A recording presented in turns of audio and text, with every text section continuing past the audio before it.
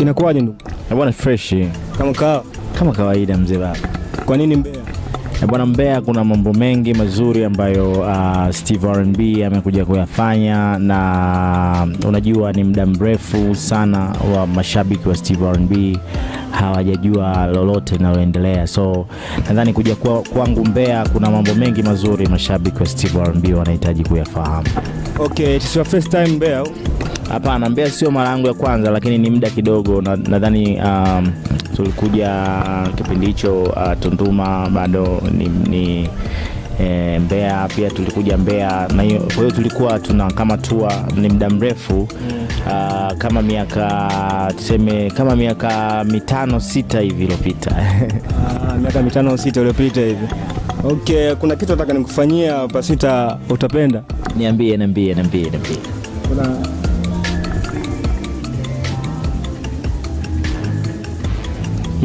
hii ngoma, kuna ngoma fulani hivi bwana play hapa. Unaikumbuka wapi ngoma? Hiyo ngoma inanikumbusha muda kidogo. Ni ngoma ambayo inanikumbusha mambo mengi. Inanikumbusha kipindi ambacho Steve R&B alikuwa ndo anaanza game na nini.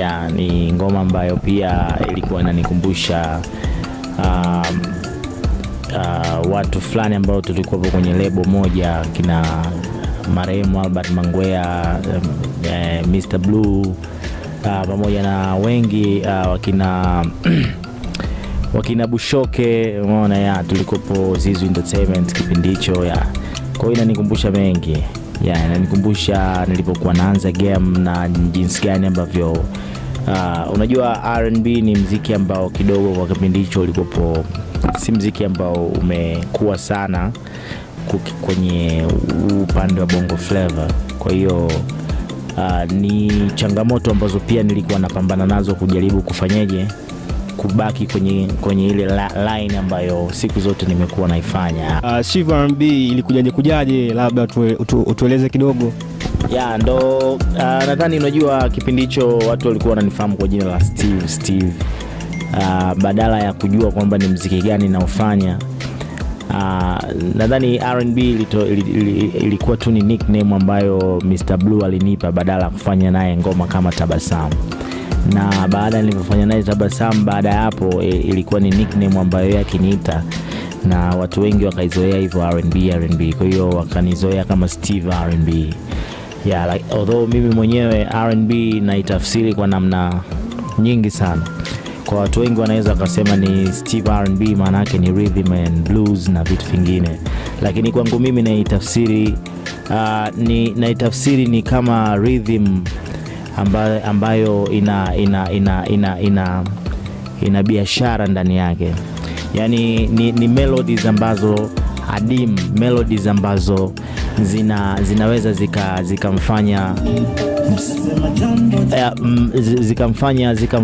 zikamfanya shabiki akaweza kutamani kununua kazi ya Steve R&B au kusikiliza kazi ya Steve R&B. Kwa hiyo ni rhythm and business. This is R&B. Wapi, kabila gani, umetokea wapi, sehemu gani labda? Mimi hapa ni Mtanzania na natokea Tanga. Tanga ni Mzigua, ni mwenyeji wa Andeni kabisa. Ni rafiki gani ambaye unataka kuwa na urafiki naye? Nini ambacho wewe unataka awe nacho mpaka awe rafiki yako? Love, upendo tu. Kwa mimi marafiki huwa siangalii ana nini, ila mimi wanaangalia sana rafiki wa kweli ni yule rafiki ambaye anaweza akakupa upendo ambao hujaweza kupata sehemu nyingine yoyote. Kwa maana kwamba upendo na uzungumzia mimi, upendo sio wa kuweza labda kukupa wewe pesa au kukupa nini, lakini anaweza akakukarimu kwa kile alichokuwa nacho, alichojaliwa nacho, kwa uwezo wake, kwa akili yake, kwa maarifa yake, umeona, akajaribu kufanya na wewe pia ujisikie furaha ukiwa uko karibu naye, au ukiwa una amani uko karibu naye. Kwa hiyo hicho ndo kitu ambacho mimi wa siku zote nathamini, na huwa mtu kama huyo namhesabu ni zaidi ya rafiki, kwa sababu wanaona kwamba ni kitu ambacho hawezi kukitoa kwa mtu mwingine mpaka ameweza kunipatia mimi time na muda na vitu vingine vingi ambavyo pengine nisingevipata kwa mtu mwingine. Rafiki gani ambaye hauwezi ukaenda naye kwa vyovyote? Kuna rafiki sawa, lakini kuna rafiki ambaye mwisho siku anakusnitch. Huyo rafiki unamweka katika hali gani? Hapo ina maana mshazoeana kitambo hivi, utampushi wewe uende utabaki naye kwa sababu ni rafiki yako? Hapo inakaaje? Unajua kwenye maisha binadamu tuna tabia tofauti, tumezaliwa tuko watu wa design tofauti, lakini haimaanishi kwamba kutokana na mapungufu yetu au mapungufu tuliokuwa nayo basi tunaweza tukashindwa kuishi na watu wengine. Kwa wakati mwingine pia tunajifunza pia, unatakiwa ujue kwamba duniani ujue kuishi na watu wa tabia tofauti tofauti, kwa sababu kila mtu ukiwa unaweza kuachana naye kwenye maisha kwa sababu ya tabia zake au kutokana na nini, basi utakuwa wewe ndio unaishi bila rafiki. Lakini pia tunakutana na watu kwa sababu nyingi tofauti. Tunakutana nao kwa sababu pia pengine wewe ubadilike tabia zako au yeye abadilike. Kwa hiyo unapokutana nao unaweza ukawa wewe chachu ya kuweza kuwabadilisha na wakawa marafiki zako wale ambao unawataka. Sio kila mtu tunayekutana naye kwenye maisha anaweza kaendana na wewe, lakini wewe unaweza kutumia nafasi yako kuweza kubadilisha akawa rafiki yako yule unayemtaka. Na wengine wasiowezekana kuwa marafiki zako basi unaachana nao, wanaenda kwa sababu yani kila kitu. Lakini wale ambao unaambatana nao basi ni kwamba umeweza kuendana nao na kuweza kubadilishana na kukubali pia na wewe kubadilika kwa vitu ambavyo wao wanahitaji wewe ubadilike. Kwa hiyo hicho ndo kitu ambacho kwenye life ilivyo. Okay, ukija upande wangu mimi napendelea sana wali maharage alafu na ndizi. Wewe kipengele hicho unapendelea nini? Labda yangu mimi napenda sana ugali dagaa, unaona bwana, ngogwe fulani hivi, zile nyanya chungu nini nyingi, unajua yani misomali fulani hivi ambayo imelostiwa fulani fresh nini, na ugali fulani hapo pembeni, kama kuna saladi fulani hivi ambayo inaendana na nini, green fulani hivi kama ni spinach au mchicha na nini, vitu kama hivyo mimi napenda sana. Especially kwangu mimi tena. Mimi nyumbani ni mtoto wa kwanza katika familia firstborn. Wewe katika familia ya mzee wako, wewe katika baba na mama, wewe ni mtoto wangapi? Mimi ni wa mwisho na ni pacha. Mimi ni wa mwisho na ni pacha. Kwa hiyo yani sijui nisemeje, ni wa mwisho na ni pacha. Mapacha au? Namaanisha hivyo. Yani manake mimi ni kulwa, kuna doto. Kuna doto sema alishatangulia mbele ya haki, lakini ni tulizaliwa mapacha, tuko mimi familia ya mzee wangu tumezaliwa wanne. Kuna kaka yangu ambaye wa kwanza anaitwa Alan, kuna mwingine anafuata sister yangu, alafu ndo tunafuata sisi mapacha. Kwa hiyo baada ya pacha kufariki tumebaki watatu, so niko mimi ndo nimefunga wa mwisho. Okay, nini kilikuvutia ukaingia kwenye ile game ya sanaa muziki, au nani role model wako mpaka ukatamani na mimi ni mwanamuziki labda? Unajua siku zote cha kwanza mtu akikwambia kwamba wewe ni role model nini mimi wanaamini kwanza role model ni wewe mwenyewe kwanza. Unajua role model ni wewe mwenyewe kivipi? Kwa sababu wewe mwenyewe kwanza unatakiwa ujikubali kwa kile kitu ambacho unakifanya. Kuna watu wanaweza kukuguide ambao kwenye career yako unawaangalia na unawatazamia, lakini si watu ambao watakufikisha kwenye kile kitu ambacho unakihitaji. Mwisho wa siku unaangalia kwamba okay, namsikiliza msanii fulani, namsikiliza mtu fulani kwa sababu unapenda kile kitu unachokifanya, lakini mwisho wa siku lazima niwe mimi. Umeelewa? Kwa hiyo kuna watu wengi wameniinspire kwenye game ambao mpaka sasa hivi nimekuwa mimi. Umeona? Nimekuwa nasikiliza nyimbo nyingi sana ambazo nikiwa high school, nikiwa huko shuleni. Umeona? Nimepitia pia kwenye shule ambazo pia zinapenda sana music. Umeona? Kwa hiyo nimepitia shule ambazo zinakuwa za dini. Kwa hiyo nikawa pia nimekuwa kwenye kusikiliza gospel music. Nimekuwa pia nimesikiliza pia muziki mingi ambayo imenifanya nimekuwa hivi Steve R&B. Nimewasikiliza watu wa zamani walikuwa wanaimba R&B music kama the Commodores nini wa huko nje na nini, lakini pia hata Afrika nimekuwa nawasikiliza watu wengi sana ambao wanafanya muziki wa African R&B au African kind of music. Kwa hiyo nimekuwa pia nachanganya, ni kitu ambacho kimenifanya mpaka unasikia sound ya Steve R&B. Ni wengi nikiwataja inaweza ikafika hapa na nani, lakini nia na madhumuni ni kwamba kujaribu kusikiliza muziki fulani ambao mwisho wa siku unapata fusion ya Steve R&B. Yeah. Okay, ukija upande wa Instagram ni kitu gani ambacho kinakuvutia mpaka mtu kamfollow? Okay, mi kwanza huwa navutiwa sana na utofauti. Huwa mara nyingi naangaliaga vitu vingi, lakini pia kitu kinachonivutia sana kwenye Instagram ni napoona kwamba kuna kitu ambacho mtu naweza nikajifunza kupitia kwake, au kimeni-inspire, au naweza nikapata elimu fulani hivi. Kwa hiyo nikimfollow, kuna pages ambazo mimi na follow za kuhusu masuala ya financial status na vitu kama hivyo. Sometimes unaangalia kitu gani ambacho unaweza kujifunza kupitia ile page. Kwa hiyo mimi mara nyingi naangalia sana kwenye kujifunza. Yeah. Magumu yako ambayo ulikuwa unasoma kwenye muziki, gumu gani ambalo unalikumbuka sana ambalo ushalipitiaga na uwezo ukalisahau mpaka leo? Magumu yako mengi sana, lakini gumu ambalo nilikuwa nimelipitiaga ambalo siwezi kulisahau mpaka leo ni mama yangu alipofariki, kwa sababu ni kipindi ambacho nadhani pia ni kipindi ambacho nilikuwa na mhitaji nizungumzie tu kihali yoyote. Una muda ambao mzazi unamhitaji katika maisha yako, yani ya kihali yoyote, ki financial, kinini, ki guidance na vitu vingi na vingi.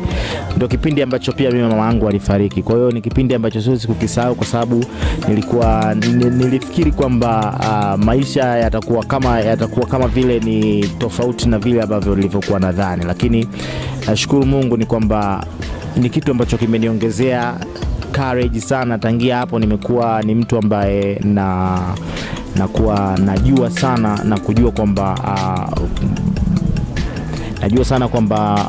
Mungu naye ana makusudi yake mengi kwenye maisha ya binadamu. Kwa hiyo nimepata kujua vitu vingi, na vitu vingi baada hapo vimenifungukia na kujua kabisa maisha jinsi yalivyo na ni jinsi gani natakiwa niwe. Yeah. Kwenye upande wa mahusiano, wewe mahusiano unahapa nguvu gani katika maisha yako? Mahusiano kama mahusiano ya unamaanisha ya mapenzi? Mapenzi. Okay, mahusiano ya mapenzi yana nafasi yake, kwa sababu kwenye maisha hatuwezi tukakataa kwamba mapenzi yana nafasi yake, na mapenzi ni sehemu ya furaha ya mwanadamu. Mwanadamu anapokosa mapenzi au anapokosa kupendwa au kupata mtu ambaye atamjali na kumpenda, anakuwa katika hali ambayo sio nzuri. Okay, mapenzi kama mapenzi ni kitu ambacho kinachukua nafasi kubwa sana kwa mwanadamu. Mtu akikosa mapenzi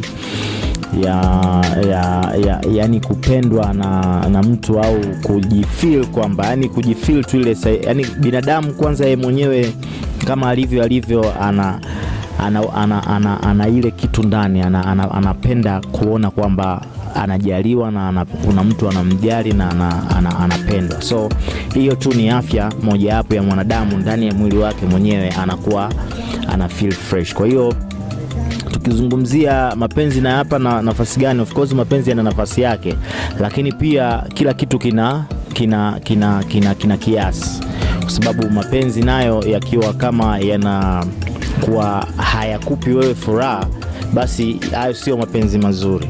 Maana yake yatakuwa yanaingiza tu sumu mwilini. Maana yake utakuwa ni mtu wa hasira, utakuwa una feel kwamba kila kitu kibaya na nini na vitu kama hivyo, lakini sidhani hayo ni mapenzi mazuri na kuya entertain. Mimi waga sipendi ku entertain mapenzi ambayo sipati faida nayo. Kwa hiyo kazi kuwapa nafasi ya kiasi kupitiliza. Yeah. Unadhani nini vijana wengi ambao si vijana tunakosea wapi kwenye masuala ya mahusiano? Unakuta mtu yuko kwenye mahusiano 2 weeks wameachana, au kwenye ndoa labda wameoana kesho wameachana, au kesho kutwa wameachana. Waga tunakosea wapi sometime? Mimi ninachokiona kikubwa ni kwamba tunashindwa kutumia muda kutafuta watu sahihi au bata na kufanya kila kitu, kwa sababu hivyo ni vitu ambavyo huwezi kuviepuka. Ukishakuwa kijana ni beta utumie muda wako vizuri wa kuweza kufanyaje, wa kuweza kutumia muda wa kuwa kijana, maana kuna muda wa kuwa mzee. Umeona na ukiwa mzee au ukiwa kuna umri fulani ukifikia, kuna vitu vingine inabidi unakuwa tayari unakuwa umeshavipitia na umeshaenjoy na kuna muda wa kuviacha. Kwa hiyo issue ni kwamba mimi ninachokiona ni vijana kwamba tunaweza tukachanganya vitu vingi sana ambavyo vinaweza kwa muda ule ambao tuko vijana, pengine tungetumia muda wetu vizuri kutafuta mtu sahihi na kutumia muda wetu sahihi kabisa kufanya mambo ambayo yanaweza katuletea maendeleo, ili tuweze kuwa na stable families ambazo zinaweza zikazaa matunda. Umeona, lakini wengi wetu tunakurupuka kuingia kwenye mahusiano ambayo yanaweza yakawa ni mahusiano ambayo tumeyaona tu tumekutana tu au tumewaona tu juu, alafu baadaye tunapoingia tunagundua kwamba tumefanya makosa. Sasa unajua kwenye maisha ikoje, kwa sababu unapoishi na mtu, hata kama umemuoa au hata kama mmefunga ndoa, huwezi kuishi naye kama enzi za wazazi wetu, mtu wanaishi miaka mingi, kutokana na huwezi kuishi na hauna furaha siku zote. Okay, upo kitaa zako umetulia umechill, unakuta mwana anaongea mimi nishapita na mademu wengi. Hivi umshikaji unamchukuliaje? Hajakuwa au labda unamchukuliaje? Unajua kila mtu ana ile priority yake kwenye maisha. Mtu ambaye anaweza amepita na mademu wengi, basi hiyo ndio itakuwa kitu chake cha kwanza anachofikiria kwenye maisha. Lakini wewe ukiwa unapita na mademu wengi huku wenzako wanapita na hela nyingi sana, kwa hiyo inabidi uchague, ni kwamba unaweza ukapita na mademu wengi au unaweza ukapita na hela nyingi sana. Kwa hiyo kila kitu kwenye maisha ni uamuzi, na kuna wengine wanaona hiyo ni kitu ambacho lakini kama nilivyosema, ujana una mambo mengi. Unaweza pia ukaona hicho kitu kina priority, lakini ni kitu ambacho pia kila kitu kina kiasi, au vipi? Kuna muda wa kutafuta pesa, kuna muda wa kufikiria maisha, kuna muda wa na hicho pia kina nafasi yake pia, lakini sio nafasi hiyo ambayo watu wengi wanaifikiria yao. Steve, kama Steve R&B, wewe waga haupendi nini haswa kwenye upande wote tu, ambao wewe ni kitu gani ambacho upendi? Mimi bwana, kitu ambacho sikipendi, nadhani mimi sipendi negativity kwenye maisha yangu. Yani sipendi yani chochote kinachohusiana na concept ambayo mbaya kwenye maisha yangu, kwa maana kwamba sipendi niwe katika hali ya kufikiria vitu vibaya all the time. Napenda sana niwe na jaribu kuingiza vitu ambavyo ni positive kwenye mind yangu, kwa sababu naamini kwamba ndo vitu ambavyo vinaweza vikatengeneza. Kwa hiyo huwa nachukia watu ambao wanaleta negativity kwenye maisha yangu, au wanaleta vitu tofauti kwenye maisha yangu, kwa sababu ni vitu ambavyo najua vitaniweka mimi katika hali ambayo muda wowote naweza nikawa niko na wasiwasi na vitu vingine, maisha na vitu kama hivyo. Kwa hiyo nadhani napenda sana mtu anipe ideas mpya, mtu anipe kitu ambacho kinaweza kikajenga au hata mawazo fulani akaja nayo akaniambia, bwana Steve, mimi ninavyoona kuna kitu fulani labda kwenye muziki wako kuna moja kuna mbili ukifanya. Yani napenda hizo concept kwa sababu ni concept ambazo siku zote zinaweza zikanipa mimi siku mpya. Okay, nini kimekuleta Mbeya, labda utuambie? Okay, Mbeya ni kwanza kitu kikubwa ambacho kimenileta Mbeya ni kama nilivyosema ni kwamba unajua mashabiki wa Steve R&B nadhani wanahitaji kujua mambo mengi kutoka kwa Steve R&B na vitu vingi ambavyo vinafuata. Kwa hiyo tumekuwa pia tuna show, tuna tour pia Mbeya, tumefanya show baadhi ya sehemu na nini. Tumefanya sehemu nyingi Chunya pia, tulikuwepo pia Chunya, lakini tutakuwepo pia UEFA hapo Mbalizi na nini. Kwa hiyo tuna matukio mengi pia ambayo yanaendelea, lakini pia tupo kwenye media tour ambayo tunafanya. Kuna kazi nyingi ambazo Steve R&B ameziachia hapa katikati. Kuna EP ambayo pia niliachia, ngoma kama 6 hivi pia zipo mule ndani. Kwa hiyo pia kuna collab ambazo zimefanyika, umeona, ambazo pia Steve R&B amefanya kutokea hapa Mbeya, umeona. Kwa hiyo ni vitu vingi ambavyo vizuri ambavyo Mbeya vimesababisha vinilete, hususan kwa ajili ya mashabiki wa Steve R&B. Yeah. Naona haujaja peke yako, umekuja na wana na shikaji wengi hivi. Hebu tutambulishe mmoja labda. Okay, kama unavyoona hapa pembeni ni machali fulani hivi. Hii ni product mpya ambayo inakuja kwenye game na tumefanya kazi moja kali sana. Hicho ndo ambacho pia kimeleta Mbeya kwa ajili ya, pia ni moja hapo ya project ambayo tumeifanya na tumeachia sasa hivi, inaitwa Dada. Ni project ambayo kali sana na tumeshirikiana kwa pamoja. Ni kazi ambayo tumefanya chini ya producer Zest, na pia video tumefanya na director Rigo. Kazi ni nzuri na nadhani mashabiki wapokee kazi kutoka kwa machali fulani hivi na Steve R&B ambayo sasa inapatikana kwenye platform zote. YouTube waende wakasubscribe channel ya machali fulani hivi, watapata kuona video kali ya Dada. Kwa hiyo leo niko na machali fulani, naye anaweza akaongea kidogo na vitu fulani ambavyo tumeweza kuvifanya katika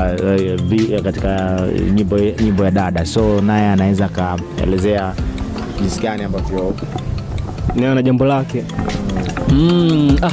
Si unajua bwana, kikubwa pumzi, harakati lazima zisonge, nishaona. Kwa hiyo nipo na Steve, tumetoka Dar mpaka tumetua Mbeya, kwa sababu Mbeya hapa kuna mwana mmoja anaitwa Tribe, ndo mkwao, ambao ndo tunawakilisha kundi la watu wawili ambao ndo nakamilika neno machali fulani hivi.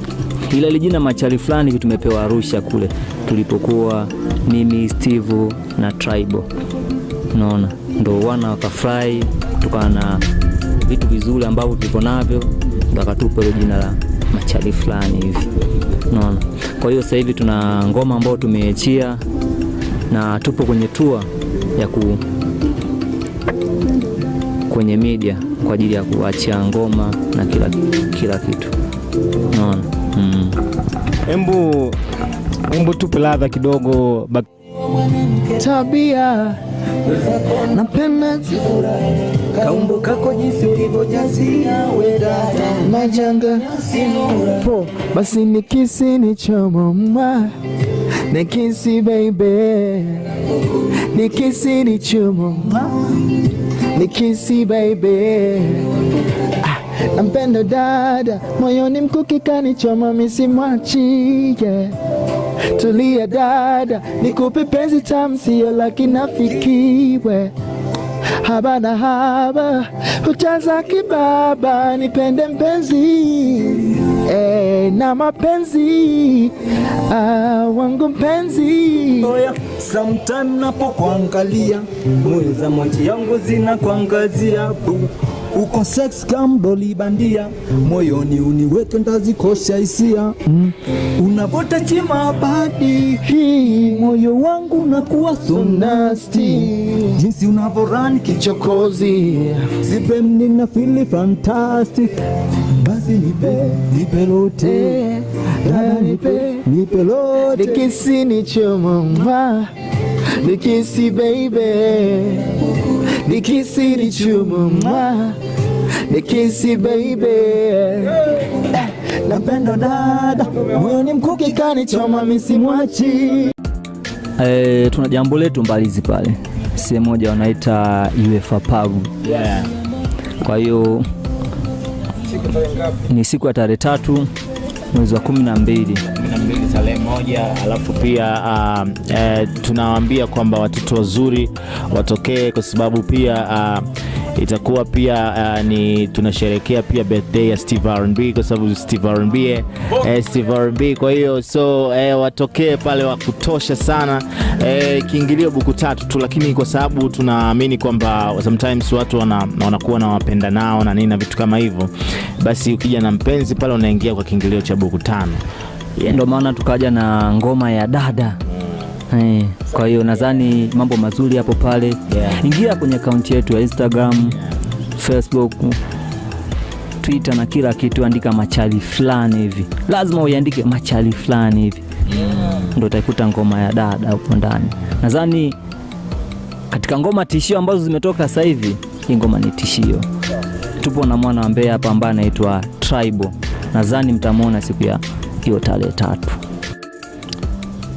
Kwa hiyo kama unavyoona tuko kama unavyoona tulivyo, this is Bobby au vipi, ni mtu mbaya kabisa, mtu fulani hivi ambaye anahusika sana kwenye picha zetu za mnato. Kwa hiyo karibu, utapata pia kuona kazi nzuri, lakini hususan tunashukuru sana Mbeya kwa vitu vingi ambavyo Steve R&B ameweza kukutana na mashabiki, na bado tunaendelea kukutana na mashabiki. So mimi nadhani pia tunatoa shukrani kwa BWW TV au vipi kwa kutupa nafasi ya kuweza kuongea na mashabiki.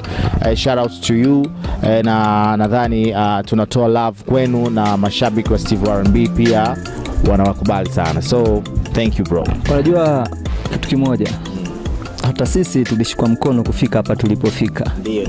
Na ndio maana paka tuko hapa. Kwa hiyo kama kuna mtu ambaye ana uwezo, ana kipaji, tunamwangalia na sisi tunamshika mkono kama tulivyoshikwa sisi, tunamfikisha. Sure. Lazima tushikane mikono ndugu yangu. Bwana shukrani.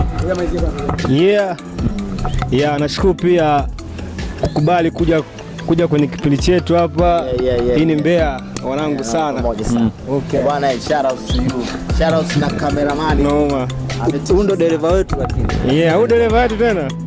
Yo ni Steve R&B hapa, mzee wa jambo mama. Bwana, niko na Stanford hapa. Bwana, MC mtu mbadi kabisa kutoka WW TV au vipi bwana?